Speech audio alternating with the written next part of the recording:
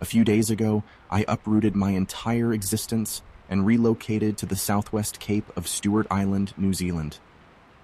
Initially, I had intended this trip as an escape, to be shared with my wife as we lived out the rest of our days in beach-dwelling bliss. Yet, as we aged, I began fostering a general disdain for the direction that society seemed to have chosen for itself. I simply grew weary of the unceasing, perpetually fruitless debates over issues like race, homosexuality, political agendas, abortion, and the like. As far as I was concerned, people could do as they wished, as long as they weren't harming anyone else. Simple-minded and a bit naive, perhaps, but my stance nonetheless. With my frustration mounting, my wife and I began planning the move in our late 30s, hopefully with 2 full decades ahead of us to get our affairs properly aligned to allow for such an exodus. But the train derailed as I reached 43, and she was diagnosed with an untreatable brain tumor. 2 years later, I was alone and wanted nothing more than to expedite my exit from mainstream civilization. I sold our house and our cars, the latter being more painful as I prized my '69 Stingray convertible. Nonetheless, the profit from its sale was necessary to procure adequate funding for my relocation. Disappearing is no cheap venture, and it brought me an odd sense of closure in regards to that chapter of my life. The crippling depression from the loss of my wife remained, but I felt little remorse for the loss of our lifestyle. The outdoors had always been a passion of mine since my earliest memory. Fishing, kayaking, game hunting, cross-country hiking, and anything else without a ceiling over it had always been my forte. My spirit yearned for a climate requiring a survivalist mentality, and I had every intention of spending the rest of my days in just such an environment. Thus, my research led me to Stewart Island, the southernmost portion of New Zealand. The mild climate, sparse population, immediate access to open water, and dense forestry completed my checklist. The prospect of dangerous wildlife or poisonous vegetation brought me no qualms. After all, there aren't even any terrain-dwelling snakes on the island. What few locals were present on Stewart Island were nice enough upon my arrival, having harbored a few tourists here and there for the more accessible beaches. I did draw a few laughs from the older residents when I told them where I planned to go, and encountered one old man that simply shook his head and walked away when I mentioned the Southwest Cape's eastern shore. But I could not be discouraged. There was no turning back. My final stop was at the local supply depot in Oban. There, I purchased a map, 2 books on native flora and fauna, a leather-bound journal, ink, a canteen, an axe with a 36-inch handle, a hunting knife, 30 feet of braided paracord, a small fishing kit, waterproof matches, a compass, and a Swiss gear pack to place it all in. I told myself that if I had forgotten anything, I didn't need it, or would be able to construct it for myself. Either way, I would either make do or die, and although I wouldn't describe myself at the time as suicidal, death didn't seem such a horrible alternative. The hike to the Southwest Cape took me almost 3 days, the journey made longer because of the mud from recent rains. Sleep was difficult the first night, as it had been some time since I had slept on the ground, and the reality of my endeavor finally began to sink in. While experienced within the natural world, slight anxiety came over me upon the realization that I may have bitten off more than I could chew, and I had no fallback option. Juxtaposed with this thought was a comfort in knowing that my newfound worry indicated a resurgence in my will to live. Eventually, my psyche balanced these two notions, and I did manage to sleep a few hours, awaking with renewed confidence in the face of the rising sun. Days 2 and 3 were largely uneventful, save for a brief but violent thunderstorm and a confrontational encounter with what may have been a brush-tail possum. Despite the critter's sincere efforts, I found myself on the coastline midday of the 3rd. Authentic peril would not rear its head until that evening. My efforts in constructing camp that day concluded with the completion of a water collection basin that I devised from several broad ferns and a species of bamboo that I knew had been introduced to the area centuries before. Previously, I had created a small hut of the same bamboo and ferns to serve as my shelter until I ventured to build something more ambitious, along with a moderate fire and a few limb lines for fishing. Resigning myself to relaxation for the remainder of the day, I took off my clothes and my boots and braved the somewhat murky but refreshing surf. Initially, I was met with intrigue in regards to the gradient at which the water deepened. Approximately 100 meters from shore, I found myself only knee-deep, and I could feel the soft, white sands beneath my soles. In hindsight, perhaps the lack of aquatic life in the area should have been an indicator of something amiss, but I was still planted firmly in the euphoria of my self-engineered renaissance. I stood for perhaps another 30 seconds, merely observing my surroundings, and then took a step forward. From there, I cannot convey the alarm that I experienced when I was suddenly and completely submerged. I am ashamed to say that my instinctual reaction was panic. I had not seen any darkening of the water to indicate such a drastic depth change, and yet there I was. I kicked frantically for the surface and found it soon enough, gasping for breath. As I regained my composure, I cursed my neglect for not bringing goggles or a snorkel, for who knew what sort of wonder-laden reef I may have stumbled upon. Regardless, my decision to resubmerge was met by terror, surpassed only by events that would occur later. I exhaled just enough oxygen to go under and stabilize at approximately 3 meters. I thought that maybe the water somehow became more buoyant at this point, but disregarded the feeling as my imagination. I decided to open my eyes, despite the salinized water. I peered down. Deep below me, in a black abysmal hole that can only be described as a void, were a pair of whitewashed eyes, visible only because of their apparent uncanny ability to reflect such finite amounts of light. The pupils were entirely black, with no rings of color, and appeared to be transfixed upon me. I was stricken with fright, yet unable to save myself from my impending doom. Entranced, I continued to stare downward, waiting for the appearance of some gaping hole of a mouth to inhale me into the terrible unknown of its insides. But the moment never came. I received, whether it was from some sort of telepathy or my own intuition, the distinct feeling that this mammoth creature wished to harm me in ways that man had never known, but something was holding it back. I could not fathom what could possibly be restraining the beast, its size surely rivaling that of a submarine or battleship. My chest burning for air brought me back from my fearful marveling, and I tried desperately to swim to the surface, yet I still could not move. I remember only the taste of salt and stagnant water as I drifted into merciful unconsciousness, a strange pang of relief echoing in my thoughts. I awoke on the beach on what seemed to be the next morning, face up with a strand of kelp around my midsection and a feeling not unlike a hangover. I jolted upward, aggravating my headache, but deeming it more important to scan the water for the creature.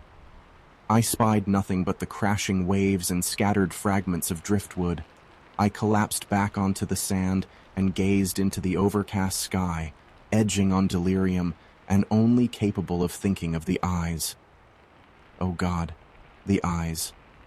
After an eternity of contemplation, I found the motivation to rise and attempt to carry on. I could find no rational explanation short of some strange hallucination, but could recall nothing that would have caused it. Throughout the day, my intellect continued to pull me towards the multitudes of legends and unsolved mysteries of the unexplored sea, unknown sounds captured on tape, megalodon sharks, Jules Verne novels, the Bermuda Triangle, and others similar. Nothing I could fathom satisfied me, and I despaired, with no discernible reason as to why I did not abandon my supposed slice of paradise, and a dull anxiety that persisted for the remainder of the day. I cut my fishing lines, simultaneously knowing that they would yield nothing while also fearing what may be present at their ends. It was then that I realized I had witnessed not a single marine life form. My fire had smoldered to ashes, so I replenished it, gathering driftwood from the beach and dried foliage from the tree line, all the while keeping a wary eye on the water, awaiting the appalling eyes that resided below the surface. On that day, they made no appearance. There should be no surprise that I did not sleep well that night, having exhausted my wildlife manual and illuminating no form of insect or animal otherwise that could have induced my experience. By morning, however, my distress began to dissipate, as my mind exhausted itself and simply relegated its time to other things, food, for example. At some point after dawn, I made the decision to hike somewhat inland and try my hand at trapping, as fishing seemed foolish and I felt the need to get away from the shore for a time. I endeavored to create 6 traps, all sling rigs camouflaged with the litter of the forest. It was during my search for an animal sign that I discovered the Emma. The schooner, with its name etched in fading stain on its stern, was approximately 500 meters inland, lying capsized on its deck, with several varieties of vine and runners growing around the masts, which had been forced through the bottom of the hull and stood erect as if the ship had been dropped on its top from a great height. The hull itself was perhaps 20 meters, large enough for a dozen crew members at the most. Curiously enough, there were immense circular patterns etched into the ship's surface, as if a gargantuan plecostomus had scraped a meal of algae from the vessel while it was still afloat. Summarily, I decided that I could adapt and renovate the craft into my permanent residence, its location away from the waterline suddenly appealing. I finished setting my traps at a distance and began my new project immediately. The labor was invigorating. I was so excited about my fortune in finding the Emma that I nearly forgot about my encounter, thinking of it only occasionally and partially settling on dehydration as a likely culprit. Using my axe, I cut an entry to the hull and began clearing what little sun-starved growth there was, along with eradicating any unwanted inhabitants. I battled briefly with the notion that I might find human remains, or even lost treasures, but discovered neither. My only finding was an old leather volume coming apart at the spine. It was apparent that the tome had been either sunken or rained on, as indicated by the illegible remains of water-diluted ink on the pages. The only decipherable items were 2 in number: a single date, March 21st, 1925, and the phrase, "It calls me," near the bottom of the last used page. I presumed at the time it was a sailor referring to the call of their personified ocean. Finally satisfied with the day's accomplishments, I checked my traps, another brushtail possum and something resembling a kiwi, and trudged back to the shoreline campsite. I had actually managed to wholly put the day before out of mind until I looked to the eastern horizon. In the sun's late glow, I stared yet again at it, this time with its eyes and a portion of its massive head breaching the surface. The eyes maintained their washed-out quality, despite reflecting the incoming sunset. And now, with some reference, I could see the thing was much larger than I had originally estimated. Its scalp appeared cephalopodon in nature, with a wet, olive-green hue and likely a layer of some sort of plasmatic coating. Just beneath the water's now churning surface, I could distinguish at least 8 serpentine masses, seeming to extend from the head, writhing together with some form of lateral undulation. As before, I could not move. Sometime during this, I fell to my knees, not out of dumbfounded dread, but some instinctual need to kneel, as if before royalty. I don't recall being explicitly told to do so, but I felt it an intelligent thing to do for the sake of my continuing to be. As I reached the ground, however, I again lost consciousness as the nightmare began to emerge, its mouth opening to reveal concentric rings of teeth and emitting a bellowing groan, akin to a great horn-signaling battle. I awoke, this time, where I had fallen, with a mouthful of sand and that hungover feeling. There was a full moon, evocative of the thing's pale gaze. I was forced then to accept what I had seen as real. Upon awakening, I reluctantly went down to the water to rinse my mouth of the sand, but found it rancid, congealed with a layer of briny foam and the smell of decaying shellfish. There were great divides in the sand, as if something had been dragged. I returned to my collection basin and then noticed the collapsed trees and trampled undergrowth. A horrible notion struck me, and I ran back to the Emma, only to find it absent. I then thought for the first time that I had overstayed my welcome on Stewart Island.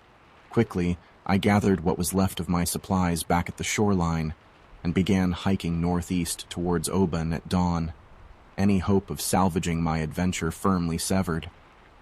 I would gladly resume my yuppie life in the States if it meant never having another encounter with the behemoth. For the first hour or two, I made excellent time, motivated by my panic and perhaps sufficient to cut a day from the duration of my hike. But I hadn't truly rested for days, and it began to take its toll. Sometime around noon, I leaned against a tree to rest. I despaired stopping, yet slept almost instantly, my mind and body finally giving in to fatigue. As I slept, I experienced what can only be described as a prophecy. I stood back in the water where I had fallen under, my back to the shore. I watched the black water as it progressed from fine bubbling to roiling. I could sense that I should wade towards land, but was unable to turn around. At last, I could see the eyes, still entrancing. As they rose to the surface, I again could smell the spoiled crustacean odor, and as the thing's head breached, I tried to scream, but could only gasp as I fell forward into the acrid turmoil of the monster's lair. Submerged, I opened my eyes and viewed the creature's arms and torso. It appeared oddly humanoid, but covered in scales and barnacles. Massive crabs skittered about on its skin, having made their homes in the various marine flora present there. It extended down into nothing, but continued to rise, its legs yet visible, as it became apparent that I could not comprehend the monstrosity's true size. I turned my attention to coming up for air and broke the surface. I awoke screaming and chilled, and with that my recount has come to an end. As I turn about and realize that somehow I am back at my campsite, a quote from an author who escapes me at the moment comes to mind. The most merciful thing in the world is the inability of the human mind to correlate all its contents. My waking cognizance suddenly comprehends the totality of what has transpired and is driving me mad. Somehow, what I have done here has awoken something that has been dormant for time immeasurable, and like me, it tires of the world as it is. It beckons me to help it escape. As I walk out to its cursed pit, I understand that the world is ready for harvest, and I cannot purge its call emanating from the cavernous depths.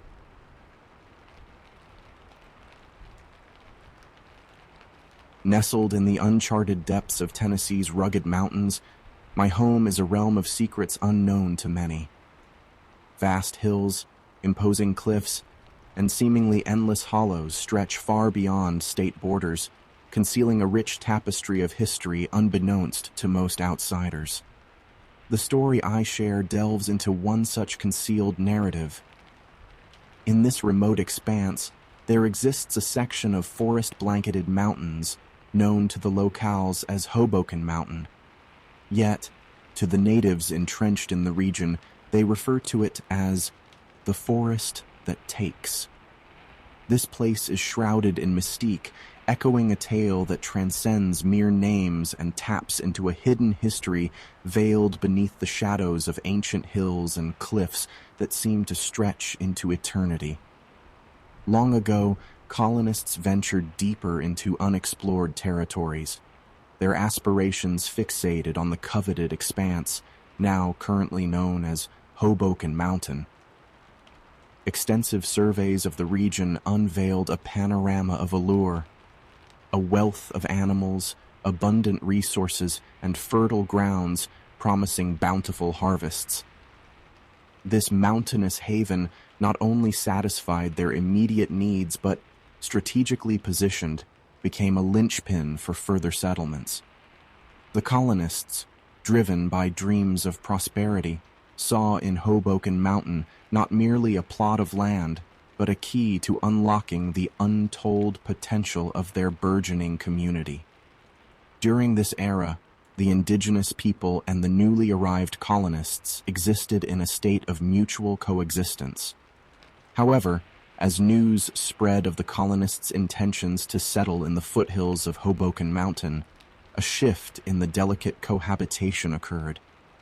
The native inhabitants, rather than adopting a hostile stance, chose a path of caution and concern. Sensing an impending disturbance, they earnestly warned the newcomers to steer clear of that particular terrain, their voices carrying a wisdom rooted in a fear and superstition for the darkness that lingered in Hoboken Mountain. Unfazed by warnings and superstitions, the resolute colonists, driven by prospects, forged ahead with their settlement construction. Occasional skirmishes with native groups and sabotage, motivated by fear of the ominous consequences of trespassing on the cursed ground, failed to impede their progress. Undeterred, the settlers successfully constructed their settlement, laying the foundation for the founding of a town. Numerous tales shroud the generations during which this settlement endured, none of them positive, and all lacking any corroborating evidence. The lore weaves a dense narrative of misfortune, otherworldly affliction, and mysterious disappearances. Depending on the storyteller, the consensus emerges that the settlement was ultimately abandoned, surrendered to the relentless embrace of the encroaching forest. Presently, locals caution against venturing near those woods. While not everyone heeds the warning, any seasoned hunter understands the unspoken wisdom. Avoid those woods, and if you go, do so in a group. The unwritten rule for Hoboken Mountain is clear. Never defy the rule of the two. Always ensure they're in a pair or more, never fewer. In the summer of '97, I foolishly defied the cardinal rule. While the Amazon is dubbed the Green Inferno, those acquainted with the Tennessee mountains in summer would argue it's the true Green Inferno. An expansive realm of mountains and trees. Once inside, the sky vanishes and orientation fades. Raised in these woods, I'd hunted them for years, familiar with the Hoboken mountain range. However, that summer marked my first solo expedition. Originally planned with 3 fellow hunters, unforeseen circumstances left me alone. Ignoring better judgment and swayed by a misplaced confidence, I ventured into the woods alone. Driving my truck down the dirt road leading to the Hoboken forest entry, I left it at the road's end, commencing my trek. Standing at the precipice where dirt met tree line, the forest seemed to hold its breath in anticipation as I crossed the threshold into the woods. Embarking on the trek to a familiar hunting spot, a location of past success, required a 2-hour hike. Initially, the forest teemed with life, birds, bugs, squirrels, the vibrant symphony of nature. However, as I delved deeper, an unsettling unease settled in. Despite knowing the terrain well, I felt an unnatural disconnect with my surroundings. The cliché sensation of being watched manifested profoundly on this hike. With about 30 minutes remaining, I decided to pause, settling on a rock for a sip of coffee from my thermos. I glanced down and discovered several drops of blood on a leaf. Realization struck as I recognized the source, a cut on my arm. The scene took an eerie turn as a flock of butterflies gracefully descended, landing on the leaf and engaging in a bizarre struggle over prodding the blood droplets with their proboscis. Lost in a surreal trance, I gazed at the bizarre butterflies. A sudden snap jolted me, but as I turned, there was nothing. When I looked back, Both the butterflies and the blood droplets had vanished. Shrugging off the ominous feeling, I pressed on with my hike, reaching the spot where we had set up a deer stand years earlier. Upon entering, I found myself overlooking a picturesque clearing, cut through by a stream flowing down from the mountain. The scene was enchanting, a perfect spot to patiently await a deer. Within an hour, a massive buck emerged into the clearing. Slowly raising my rifle and peering through the scope, I had him in my crosshairs when he abruptly jerked his head towards the tree line. Something had spooked him, and he bolted before I could take the shot. Swinging my scope towards the disturbance, I observed movement in the bushes, a pinkish blur that gradually revealed itself. What emerged was beyond horror. My heart and lungs seemed to halt in fear. In the clearing stood a naked, dirt-covered duplicate of myself, staring directly up at me with a malevolent, gaping smile of rotted, blackened teeth. Lowering my gun, I aimed to scrutinize the naked figure of myself with my own eyes, without the distance of the scope potentially distorting my observation. However, in the brief span it took for me to lower the scope and my eyes to adjust, it simply vanished. Disturbed and disoriented, I sat frozen. The forest, once filled with the lively chorus of nature, now felt oppressive and eerily silent. The unsettling encounter left me grappling my own sanity. I cautiously descended into the clearing, with rifle in hand, where the bizarre apparition had stood. The air seemed charged with an otherworldly energy. Every hair on my body stood on end, a primal fear enveloping me. I felt hunted, akin to the buck. Suddenly, a human-like guttural roar echoed from beyond the tree line. Without hesitation, I turned and sprinted. The dense forest, once familiar, now felt like an ominous labyrinth closing in on me, covering the 2-hour hike in nearly half the time. Gasping for breath, I emerged from the trees onto the dirt road, hands planted on my truck's hood as if seeking refuge in a twisted game of tag. In my peripheral vision, a massive black form shifted behind a tree in the direction I'd exited the woods. Glancing back, I saw a single hand, grotesquely human in form, clung to the bark before vanishing behind the tree. I hastily climbed into my truck, leaving a trail of dust in my wake, putting Hoboken Mountain in my rearview mirror. The encounter was unlike anything I've ever faced before or since that day. While I struggled to fully comprehend or accept what happened, I'll share this insight. The world harbors ancient mysteries even still in modern times, and in those agate corners, relics of a long-forgotten world may stir and come to life. Beware of old places with old tales, for those stories may linger on, very much alive.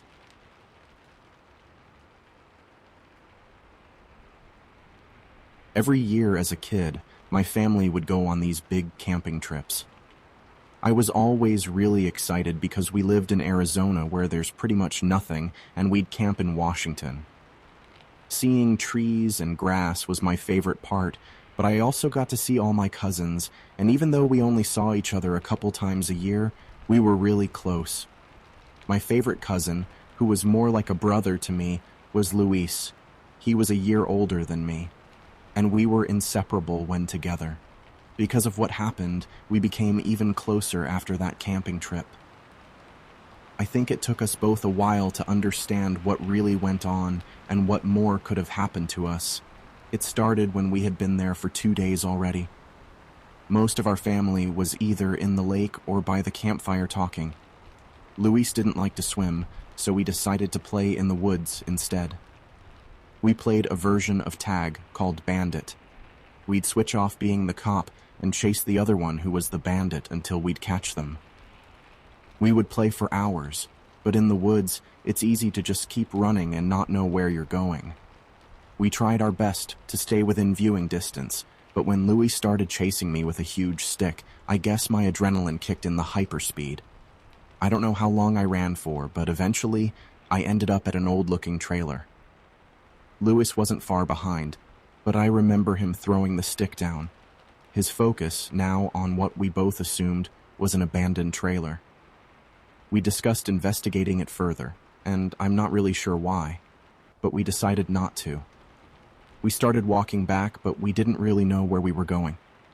Probably about 10 minutes into our walk, we saw a couple coming towards us, pushing a shopping cart full of stuff. The woman approaches us and is really nice, while the man stayed back. She asked if we were lost, who we were with, our names and ages, and I remember when we told her how old we were, she looked back at the guy, and then to us again. She told us we don't have to be scared, and she'll help us find our way home after they drop off their stuff at their campsite. She said we could also make s'mores if we wanted. Luis and I were hesitant, but she seemed really nice, and it was still daytime. So for some reason, that made everything way less suspicious. In my 7-year-old brain, bad people only do things at night, so we were fine. We walked with them for a while, following them back to their camp. While her and Luis were talking, I glanced over at the shopping cart. It was filled with a bunch of rusty metal things in what looked like to be nothing new. Nothing was in bags. Everything just looked like trash they'd found somewhere. I started to get really uncomfortable, and I could tell Luis was too. Every time I'd look over at the guy, he was never smiling. And sometimes he'd be staring at me with a blank stare. This was 18 years ago, and I still remember how creepy he looked. We walked a bit further until the trailer came back into view, and the woman grabbed Luis and mine's hands and asked if we were excited for s'mores. Suddenly, I heard Luis's name being called, and then mine. We all stopped for a second, and the lady squeezed my hand a bit tighter. She asked something to the guy along the lines of what they should do. He responded, but I don't remember what he said. The lady started to turn us toward the trailer while holding us tighter and tighter. She started to speed up as well into sort of a fast walk. I looked back and saw my sister through the trees. Without hesitation, I yelled her name, and the lady immediately let go of my hand. Luis and I ran to her as she made her way towards us. My sister yelled to the others that she'd found us. My mom and dad thanked the couple who had told them this elaborate story on how they've been trying to find our parents for a while now, and that we're such sweet boys and everything. I remember my parents inviting the couple over for burgers, but thankfully, they declined. I think because the lady was so nice and that we were found safe, that my parents didn't think twice. I do recall my dad and uncle talking about how creepy the guy was, though. My cousin and I ended up telling my sister who found us that the couple was weird, but I don't think she understood what we meant. It wasn't until my cousin and I were old enough to understand that some people have really bad intentions. We talked about it again in depth. And we both came to the conclusion that by the looks of it, they were tied on money and were probably going to sell us or something. For years growing up, I had kept this from my parents because I was supposed to be the strong man of the family, and thinking about that time made me feel gross and preyed upon. Luis also felt embarrassed as he was older than me, and felt he had failed to protect me. We eventually told our parents a few years ago, but I wish we had told them immediately, and maybe something could have been done. Nowadays, I never let my kids out of my sight and always let them know that they can tell me anything without fear of being judged, especially my son.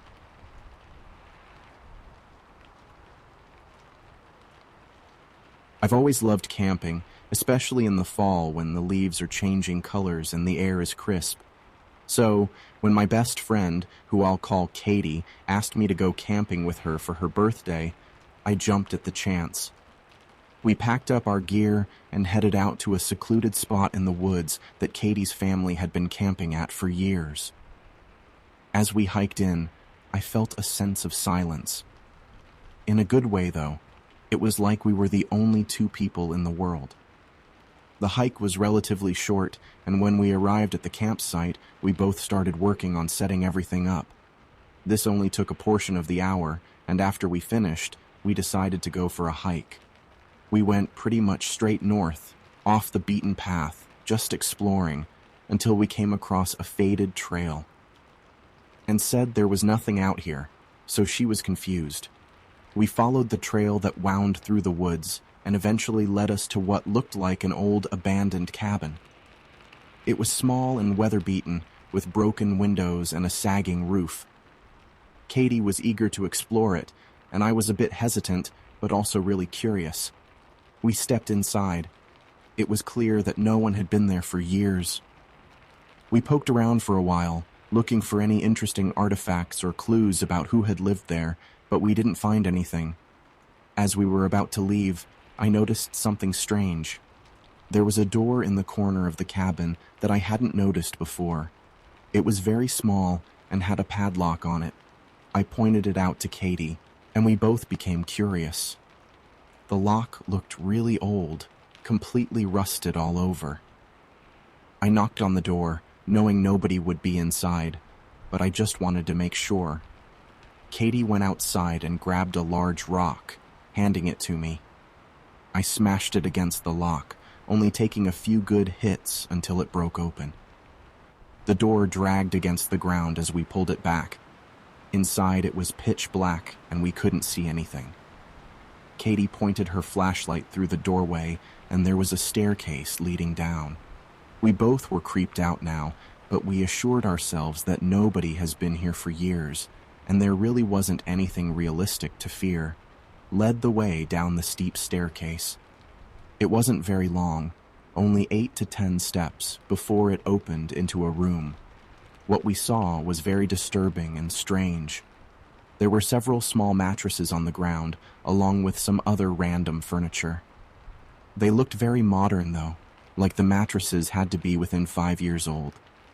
Something about it just hit me with fear, and both of us rushed upstairs.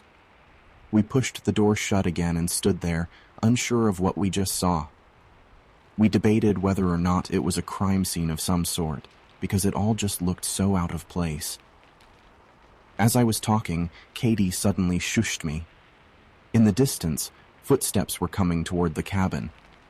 They came all the way up to it, but oddly, they walked right past it without stopping. I could see confusion on Katie's face too.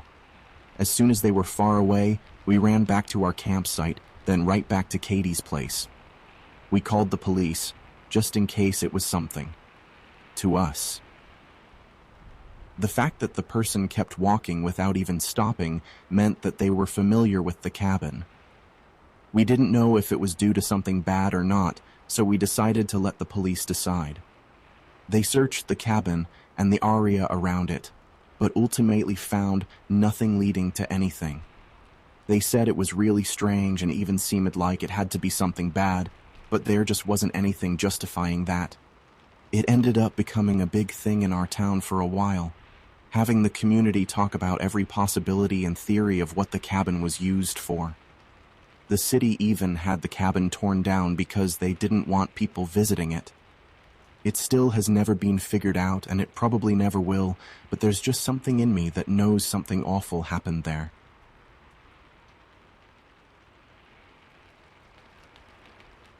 I'm 29, and I live along the Appalachian Range in lower West Virginia.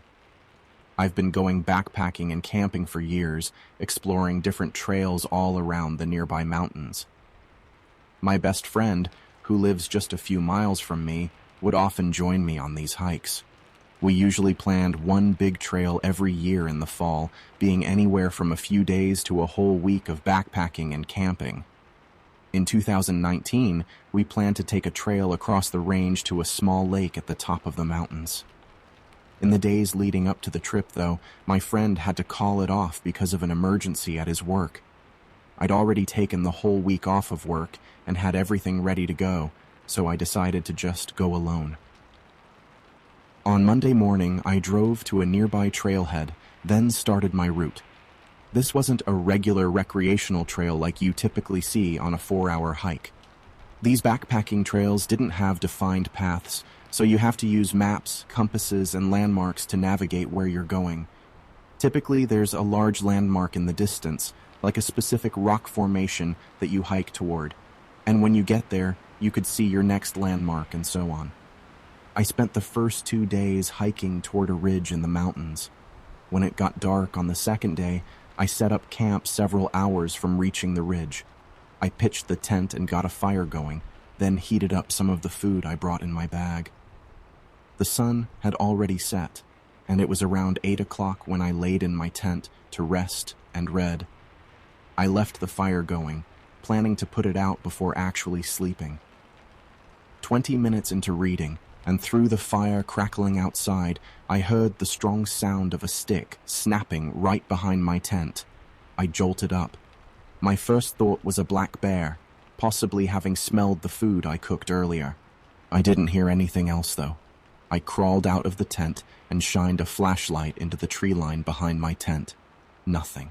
I called out aggressively to scare away any predators, but again, there were no sounds of anything running away. It was really strange because the stick snapping was very distinct, definitely being from something stepping on it. I stayed outside the tent for a while, looking around constantly before putting out the fire and going inside. I found it really hard to sleep that night because I was so focused on listening for more sounds. In the morning, I was almost surprised to have even slept through the night. I packed my tent and everything else at the campsite, then continued along until I reached the ridge. From there, it was a straight shot to the lake. I was moving fast, trying to get there before dark, so I wouldn't have to move my campsite again the next day. I arrived with about an hour to spare before sunset. The lake was beautiful, very much worth the hike. I walked around it, enjoying the scenery, then pitched the tent and set up my camp on the tree line beside the lake. As I sat by the fire, I kept turning around, hearing soft noises somewhere between the trees behind me. I figured I was just being paranoid, but it was really creepy. It almost sounded exactly like footsteps, but I knew nobody would be out here. I would have seen their tent when I walked around the lake. It was too dark at this point to see anything further than a few feet, so looking around wasn't an option anymore. An hour later, I got in my tent and laid down. Every few minutes, I would hear footsteps again. They were barely too quiet for me to tell for sure what they were, though. Eventually, I got so tired that I fell asleep. What I think was only an hour after I fell asleep, I woke up to the sound of someone running away from my tent. I jolted up and grabbed my flashlight, rushing out of the tent and looking in the direction of the footsteps. I saw the bare back of them running away in the distance. My heart was beating rapidly. I looked down and saw footprints, all around my tent, like they had been walking around me and searching the campsite. I tried to get the campfire going again as fast as I could so I could see better. I was terrified.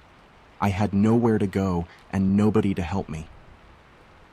I sat at the fire all night, keeping my head on a swivel, but I never saw or heard anything else. I snapped a few pictures of the lake, then started the hike back. I had planned to stay for a whole day. I wasn't comfortable anymore, feeling like I was being followed. I was able to make it back without any more trouble, thankfully. But along my journey, I began noticing several things missing from my backpack. Small things like food, a few tools, etc. But I always had my bag with me. Even today, I wonder if whoever had been outside my tent that one night had actually snuck inside and stole from my bag while I was asleep. Even the thought of it makes my whole body shiver.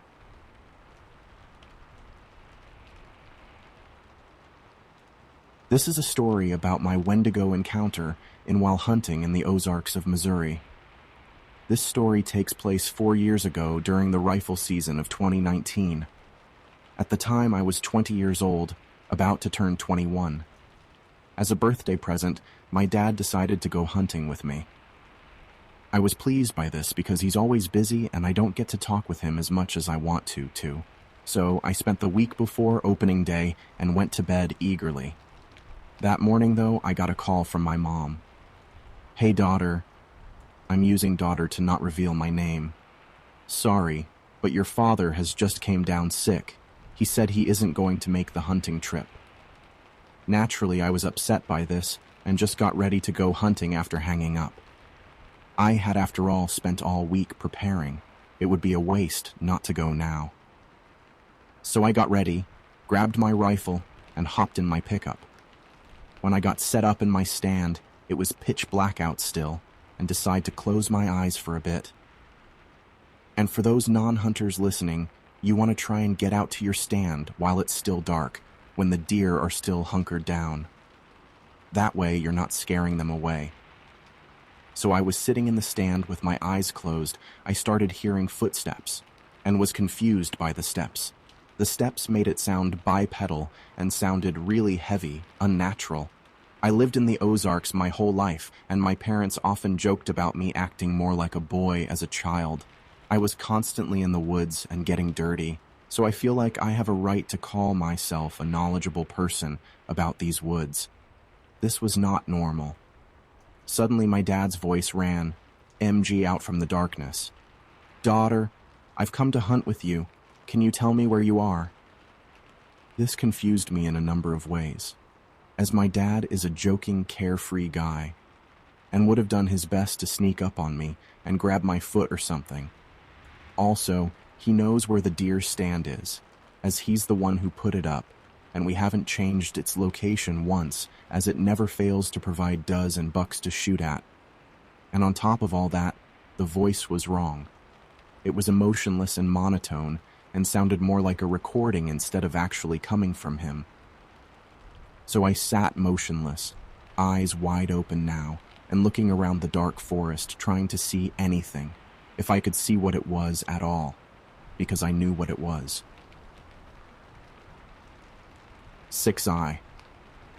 Listen to this podcast regularly and know of Wendigos and skinwalkers being able to mimic people's voices, including your loved ones. My heart started pounding as I silently started panicking. I was trapped. If I was discovered, I wouldn't be able to outrun this thing, and my rifle started feeling useless. Then, I stifled a gasp as I saw a shadowy humanoid figure appear from the darkness. I couldn't make any features out, except unnaturally long arms that brushed against the ground as it took heavy steps in the dry fallen leaves of fall. It looked around. Zane walked past my stand, repeating the same thing over and over again. "Daughter, I've come to hunt with you. Can you tell me where you are?" I stay in my tree stand long after the thing had passed, and I waited till the sun came up to get back to my truck. While I was walking through the forest, I felt like I was being watched, and I kept hearing sticks and branches break. It felt like hours before I got to my truck. I got in and quickly started it up. I looked into the rear view mirror and now have a memory burned into my mind from that one look. A tall, pale figure, leaning out from behind a tree, watching me leave before letting out what sounded like an angry and unnatural scream. I then let go of the steering wheel and covered my ears instinctively before quickly grabbing it and jerking it to the right as I about hit a tree. My heart pounding in my chest, I drove back home, where slowly recounted the events in my mind. This hasn't changed my love for the woods, and I still hunt that area to this day. I've never experienced this again, though, and my dad did end up having COVID, but pulled through and went hunting with me the year after this experience. This is the first time sharing this story, as my parents have always just laughed when I talked about cryptic topics. So as I write this, I feel like I'm taking a heavy weight off my shoulders. So I say this, no matter how well you think you know your woods or hunting area, just know that there is thing by out there that can make you rethink your entire thoughts about your woods.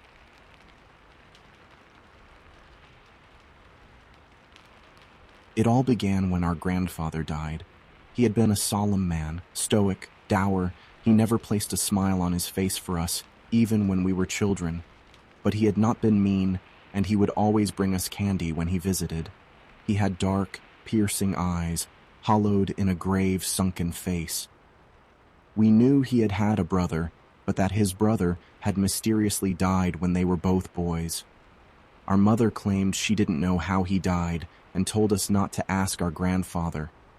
My younger brother and I used to tease that he was secretly a monster that devoured his brother and stray children. He only brings us sweets, we laughed, so as to fatten us up and make us taste good. Mother didn't like this talk and said that he was simply a lonely man. She had not been close to him. When he passed, my brother Arthur and I, now young adults, concluded that we wished we had gotten to know him better while he was still alive. We hastily decided to find out more about him, or at least pay tribute to him, by visiting his old cottage for a weekend, deep within the woods of Pennsylvania. Mother said he had not lived there in a long time, but for some reason he would not sell the place nor permit any of his family to make a home of it. The deed was in her name now, and she said that it was a great idea for her children to spend quality time together in her father's old cottage, even if she had rarely visited it herself. I picked Arthur up from the university when his last class before the weekend had ended. With smooth tan skin, wavy black bangs, a chiseled, sharp face, and eyes the color of mahogany, girls were always stealing glances at him, but he never seemed to care. He was a recluse, preferring books to the ladies, unlike me, and of course he ran to the car with an open book in his hands. "Drop that crap, baby bro," I teased. "It's nature time. It's going to be just you, me, some fishing rods, and the great outdoors. You going to make it without your books, stud?" His eyes met mine, and he grinned. "I am bringing some books. Are you going to make it without your game systems, Beefcake?" Beefcake? I'd forgotten how weird you can be. And come on, lose the library, worm. We're supposed to be spending time together. Or are you too grown up for your big brother now? No, I just know you're going to leave me the second you find a hot lady hermit. Might as well bring my books to be prepared. Lady hermit? Hey, I'm not judging your tastes in women, but that scene ain't for me. I laughed. He shifted uncomfortably in his seat. I pretended not to notice. We drove through forested mountains for what seemed like hours, catching up, retelling our favorite childhood experiences, talking about what we wanted from life, and we even partook of a little politics. Eventually, we fell into the subject of Grandpa. He told me once about his brother. "What?" I exclaimed. "What do you mean? He told you about his brother?" "Not everything. He just said that they saw something in the woods one night. Something unnatural. It scared them. It scared them really badly. A few days later, his brother fell ill. He wouldn't eat, he wouldn't sleep, he became gaunt, feverish, delirious. Then he became violent, lashing out at the family. By the time they got a doctor up to the family cottage, it was too late. He had died of a combination of organ failure, internal bleeding, and malnutrition. The doctor said that he probably contracted a parasite in the woods somehow. I don't know what type it could have been to do that. Personally, I think he had been traumatized from whatever he saw, and he just stopped eating." "How? How did you get Grandpa to tell you?" I asked, shocked. "I didn't ask him. He told me on his sickbed in the hospital. I think he knew he was dying, and he wanted someone to know. Alex, there was something strange about it. He seemed frightened when he told me the story. Have you told Mom yet?" "No. Do you think I should?" "I don't know, man, I don't know. Sounds fishy. I don't want to talk about it anymore. Let's just enjoy our trip." "'Kay, little bro." Arthur paused, as if he were lost in thought. "'Kay," he said. The sun was setting as we got closer to the property line, and with it, the woods themselves seemed to change. It was strange. We had grown up living in a patch of woods, and I had never feared it, even at night. But there was something sinister about the trees here. Their ashy, twisted bodies and nearly leafless branches that grasped at the road like skeletal fingers had a sinister ambience to them. They felt corrupted. They felt wrong. My palms became clammy, and I felt my neck hairs prickle up. But I kept silent. The last thing I wanted to do was spook Arthur and have him complain that he wanted to go back. The cottage rested upon a steep, lone hill, encircled by wet, green grass that was trapped in by the encroaching forest. When I parked the car and looked over, I saw Arthur was sleeping. I screamed. He awoke in a panic which had me rolling with laughter. "What the hell is wrong with you, Alex?" We grabbed our bags and walked in. It was dark and there was no electricity. I dumped my bags and fidgeted in my pocket for a moment, retrieving a box of matches. I lit one and searched my pack for a battery-operated lantern and hung it up. "I brought a few of these," I said, "so we can put one in each room or—" "Arthur?" He was glancing around the room as if horrified by something that only he could see. When I called his name, he spun around and tried to collect himself. Yeah, sounds great." "You hungry, worm?" I said, trying to act like he hadn't just freaked me out. "No, Alex. No. I think I just want to go to bed." "'Kay, we'll just get up early tomorrow and catch us some fish for breakfast. Sound good?" "Arthur? Arthur?" This time he didn't turn to face me when he answered. He was staring out the nearby window. Yes, tomorrow." We each grabbed a lantern and our sleeping bags and explored the large cottage. It was plain, made of logs, without furnishing. We climbed the creaking stairs and found what we imagined was a bedroom once, though it was completely empty now. It might have even been Grandpa's room decades ago. We turned off the lights and settled in on the floor. It took me a while to fall asleep, and my dreams were laced with dark, twisting images of the woods, the cottage, and of Arthur. I awoke the next morning, drenched in sweat. Arthur was standing next to me, glaring at me. "Alex, are you all right? You are trembling and you are sweating buckets." "I'm fine. Let's just go and catch some fish, nerd." "I'm starving," I answered. "Well, the shower doesn't work. Maybe the well is dry. Guess we will be bathing in the lake," he said. We grabbed our fishing poles and headed out the door. An early morning mist greeted us and the sky was gray. Between the fog and the low, thick clouds, the sky was impenetrable. "Where are you going, Alex? Aren't we taking the car?" "No, bro. We said we were going to do this as naturally as possible. Besides, if I remember correctly, the road to the lake isn't that long of a walk anyway. Don't be lazy." When we arrived at the lake, we cast our lines and waited. Hours passed without a bite, and still the sun didn't show and the mist didn't abate. Arthur began to whine like he always did when we were kids. "Let's go back, Alex. I don't feel so well." "Hush," I said. "Look, I think I found boar tracks. I want to hunt it." "Leave it alone. Boars are dangerous and you are too stupid to hunt it, and what would you even hunt it with? Your lucky Swiss Army knife?" I stared at the tracks. They looked like they had pools of blood in them. "Hey, I think there is something wrong with this boar. The tracks are covered in blood." "Great," said Arthur. "Even more reason for us not to follow it. Wounded animals are dangerous animals." "Relax, worm. I'm not really going to hunt it. I just want to see it. See what's wrong." "Alex, you idiot. That's absurd. Alex, get back here. I'm not going to follow you. I'm not coming." But I was not listening to him anymore. I followed the tracks into the forest. After a few minutes, I could no longer hear my brother's incessant nagging. My mind tried to unravel why the boar's prints had been slick with blood. Had a predator attacked it? Had it got into a fight with another boar? Finally, after roughly half an hour, I heard the beast. I stopped. Something was very wrong. Its breathing was heavy, labored. I crouched down behind a fallen tree and waited as the giant of a boar slowly lurched its way through the brush and into my view just yards away in a small ditch below and in front of me.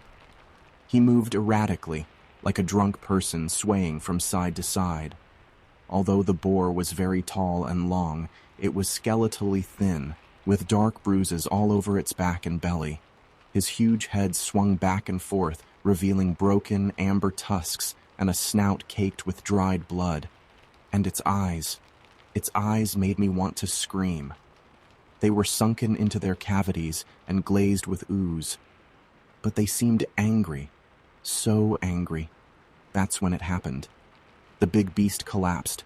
I knew it was dead when its mean little pig eyes rolled into the back of its head and a last long moaning sigh left its body. Yet it was still moving. Its stomach first and then its throat began to heave. Finally, its lower jaw was forced down and the most horrible thing crawled out. I first noticed its legs. Like crab legs or spider legs, they were thin, wispy, and broken into segments. They reminded me of long, scarlet fingers. 6 of them jetted out, collectively stabbing the air like a dagger, before relaxing, curling out into different directions. They pulled themselves out of the boar's mouth gracefully until the head appeared. Large, spider-like jaws felt the fresh air, twisting like an ant's antennae. The spidery head was small and merged easily with the abdomen, having no real separation from the body, and there seemed to be no eyes. Where a tail might have been on a normal creature, there instead were 3 long octopus-like tentacles, complete with oozing suckers. As soon as the monster was free from the animal's mouth, its tentacles curled up underneath its own body. What they were used for, I need only guess, but the sight was so terrifying that I dared not move. I estimated its total length with tentacles stretched to be about 4 feet long, and although its narrow legs were easily 3 feet long themselves, they only held its body just barely off the ground, making it about a foot tall. It couldn't be from this world. "Alex!" The monster turned towards me as my brother was calling from directly behind me. Eyeless or not, it seemed to stare at me. It knew I was there. No, I thought. Go away, Arthur. Shut up and go away. Do not come here. Alex! The monster scuttled off into the shrubs behind it. I exhaled for the first time in what must have been an eternity. Alex, there you are.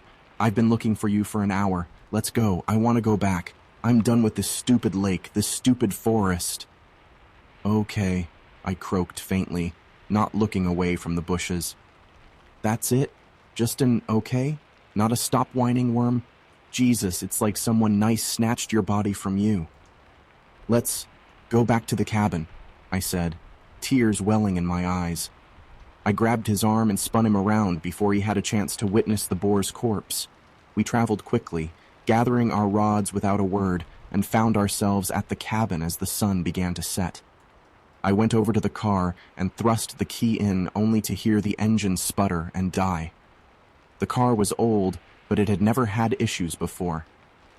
Alex, shouldn't we get our stuff first? Arthur joked. God damn it, why won't it start? I screamed. Alex, it's fine. We will try again in the morning or else get help. We can't walk to the nearest town without sunlight.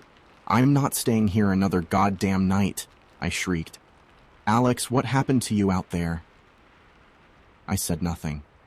What could I say? With a sigh, I got out of the car and walked into the cabin. Once Arthur followed, I locked the door. Why did you do that? He asked nervously. Just help me check the windows. Make sure they are shut, all of them. When we finished, I threw myself onto my sleeping bag and turned away from my brother. He stood at the door for quite some time, obviously staring at me, before I finally heard him shuffle over to his own sleeping bag. Alex, I want to tell you something. It's about me, but you have to promise to not tell Mom. Not yet. Please? Alex? I pretended to be asleep. I didn't want to hear this, not know. Not when the image of that monster was still fresh in my head. I would let him tell me tomorrow when I was rested and my fears had abated and I could be supportive.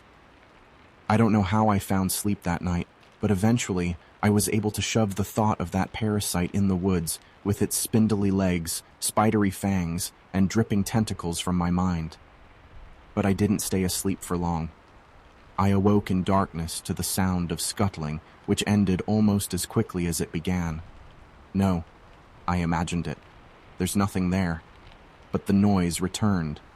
It's just a field mouse or a roach. God only knows how long this place has been abandoned. Anything could be living here. Anything. I fed myself these explanations, desperately holding on to any rational answer, anything that would keep me from confronting my darkest fears, which grasped at the outer reaches of my sanity. But the scuttling grew louder, closer. I could feel goosebumps growing up my spine. No. I got up and grabbed my lantern. Arthur was still asleep beside me, breathing slowly. I threw light across the room, into the corners, forcing the shadows to retreat like monsters shying from a holy ward. There was nothing in the room. I waited like that for ages until I realized the noise had been gone for quite some time. It must have been just a mouse or bug. It had to be. I fell back on top of my blankets, and immediately my overwhelmed mind turned off. I awoke in darkness. There was a horrible creaking sound, like bones snapping. And then I heard labored, raspy breathing. "Arthur?" I whispered. The breathing grew louder, deeper. I grabbed the lantern and flicked on the light. What I saw was the fabric of nightmares. Arthur was crouched in the corner in a puddle of blood, his arms shielding his face from the light. But they were bruised, purple and black. A rib was clearly out of place, jutting out, almost ripping through the skin. When I called out to him again, his arms slowly fell away from his face. His face. It was no longer the handsome visage it had always been, no longer the familiar, smiling, loving face of my brother. His lips had burst open as if something had repeatedly slashed at them. His eyes had sunken in and become bloodshot, glazed with a strange goo. They seemed violent. And when he looked at me, I could not see Arthur in them. "No," I moaned. He launched at me. His hands forced themselves around my throat, and he begun to choke the life from me. I tried to wrench free, but he was too strong. Where did his strength come from? I punched him, kicked him, slashed at his face, but his grip only tightened. I was crying and trying desperately to suck in any air I could. My arms fumbled on the floor, searching for something, anything to hit him with, anything that would... My fingers closed around my pocket knife. I flung it open and slashed at him. His cuts bled down onto my face, stinging my eyes. I stabbed, puncturing his stomach. His grip loosened. I wrenched myself away, gasping. When I looked over, I saw Arthur on the floor, inanimate. "Arthur!" I cried. Scarlet legs burst from the wound, and out crawled the monster from hell. "I'll kill you!" I screamed, but it fled the room and into the hall. I ran over to Arthur. He wasn't breathing. I sobbed. "Arthur, I'm so sorry. I'm so sorry." I heard the wretched scuttling again, and fury overcame my fear.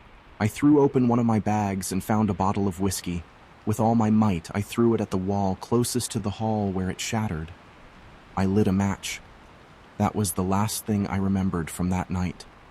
Now, as I face charges of arson and the murder of my brother, my mother begs me to tell the police anything about what happened.